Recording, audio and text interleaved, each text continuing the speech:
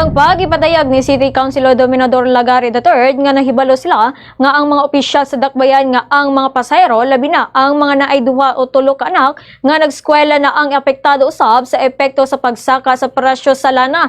Busa aron aksyonan kini adunay duha ka urgent resolution sa urgent amendment nga giduso niya sa konseho sa syudad. Ang usa niini nga basyan na pwedeng i-review na sa Department of Labor kon dole ang minimum wage dinhi sa Jensen sa pagtaas sa presyo sa lana, natural nga motaas usab ang tanan nga materyales sa apil ang mga paliliton o ga serbisyo hinungdan nga angay lang usab nga mga suhulan sa mga trabante ang motaas nga usab sa iyang mapamayag nga kini nga epekto sa giyera sa Middle East ang minimal pa lamang kini o ga lauman pa nga mas grabeng epekto kung diin ang labing makaluluoy mao ang mga minimum wage earners.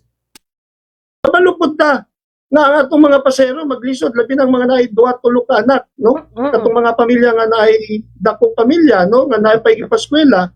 So kabalupod ta na nasabtan nato na mao na duha ka urgent resolution or urgent amendment ang atong gustong ipaabot, no. Ang isa na is basig pwede i-review na sa Department of Labor ang minimum wage diri sa General Santos City kay daghan na kaig naapektuhan pod, no, sa pagtaas sa gasolina. Naturalmente mutaas pud tanan nga mga materyales. Dapat ang sweldo sa tao mutaas na pod. Ang pamahayag ni Jensen City Councilor Dominador Lagari III. For the most trusted source of news and information, visit our website at www.bomboradio.com. Follow us on Bombo Radio mobile app, Facebook, YouTube, TikTok, and X, formerly Twitter. Like, share, and stay connected. Anytime, anywhere.